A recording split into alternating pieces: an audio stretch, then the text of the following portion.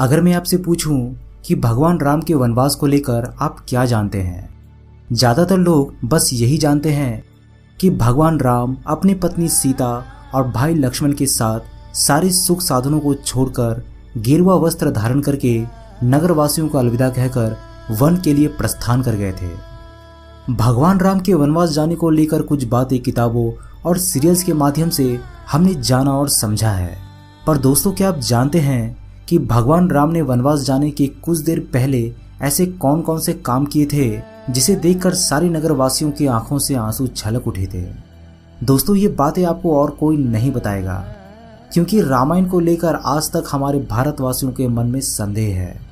और सबसे दुख की बात तो ये है कि हमारे हिंदू धर्म में ही ऐसे बहुत सारे बुद्धिजीवी वर्ग है जो रामायण के अस्तित्व पर ही सवाल उठाते रहते हैं।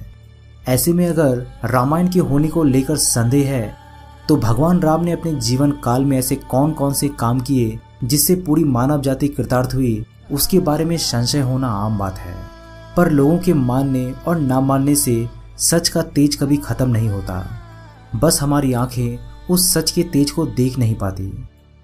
दोस्तों आज हम आपको इस वीडियो के माध्यम से भगवान राम के बारे में एक ऐसे सच को बताएंगे जिसे सुनकर आपके मन में भगवान राम के प्रति सम्मान जाग उठेगा और आपका सर गर्व से ऊंचा उठ जाएगा कि हम ऐसे देश में पैदा हुए हैं जहां एक ऐसे महापुरुष ने जन्म लिया था जिसके जैसा आज तक कोई ना हुआ और शायद ना कभी होगा। तो चलिए इस वीडियो की शुरुआत कर लेते हैं।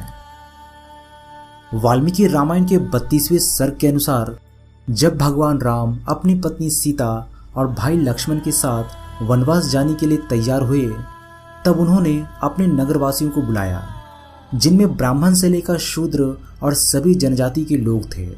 भगवान राम ने उन सभी को धन, खाद्य पदार्थ, बहुमूल्य रत्न और वस्त्र दान किए। उन्होंने सभी लोगों को वो सब कुछ दिया जिनके वे हकदार थे। उन्होंने माता सीता के आभूषणों से लेकर सोने के पलंग तक सारी चीजें दान में दे दी। उन्होंने अपने खाद्य भंडार को सबके सामने लाकर रख दिया, जिसमें खाने पीने की सारी सामग्री थी। भगवान राम द्वारा किए गए इस दान के कार्य को लक्ष्मण जी देख रहे थे। लक्ष्मण जी ने खुद कुबेर की तरह उन सारी चीजों का दान किया।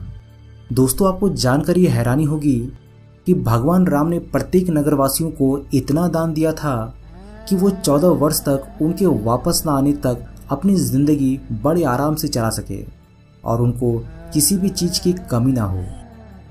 दोस्तों अब जरा सोचिए कि ऐसा कौन होगा जो अभी राजा बना भी नहीं, उसके हाथों से राजा बनने का हक भी छीन लिया गया, पर फिर भी उन्होंने वो सारे कर्तव्य निभाए जो एक राजा भी शायद उतना ना करता हो। भगवान राम द्वारा किए गए इस कार्य से हमें ये तो सीख मिलती है कि एक राजा जीता है तो अपनी प्रजा के लिए, वो अपनी सुखों की चिंता ना करके अपनी प्रजा की सुखों की चिंता करता है। और यही है सही मायने में एक अच्छे राजा या किसी भी प्रधानमंत्री का कर्तव्य। दोस्तों इतना सब कुछ दान देने के बाद भगवान राम कहाँ रुकने वाले थे। उन्होंने अपनी खजांची से कहा कि खजाने में मेरा जितना भी धन है वो सब लेकर आ जाओ। ये सुनते ही उनके सेवक अपनी पीठ पर लाद लाद कर सारे बहुमूल्य रत्न और धन लेकर आ गए। इतना सारा धन देखकर सभी की आंखें फटी की फटी रह गई। भगवान राम ने लक्ष्मण जी से कहा कि ये सारा धन गरीबों, दुखियों और बूढ़े ब्राह्मणों में बराबर बराबर बंटवा दो ताकि उन सभी को कोई कमी ना हो। दोस्तों कहते हैं कि उस वक्त वहाँ कोई ऐसा दुखी, दरिद्र और भिक्षुक नहीं था जिनको बड़े आदर और सम्मान के साथ भगवान राम ने दान न दिया हो, और ऐसा दान कि जब तक वो 14 वर्ष वनवास से ना जाए तब तक उनको किसी भी चीज की कमी ना हो। दोस्तों उन्होंने ऐसे और भी कई काम किए थे उस वक्त, जिसे मैं अगर कहता रहूं तो शायद ये वीडियो कभी खत्म ही ना हो। अगर आपको ये वीडियो अच्छा लगा हो तो कमेंट बॉक्स में जय श्री राम जरूर लिखिएगा। वीडियो अगर अच्छा लगी तो वीडियो को लाइक, शेयर और हमारे चैनल अद्भुत टीवी ने को सब्सक्राइब करके बेल आइकन को प्रेस करना मत भूलिएगा। मैं हूं आपका दोस्त प्रदीप, जल्दी मिलता हूं आप सभी के साथ एक नए वीडियो में। तब तक के लिए अपना ख्याल रखिएगा।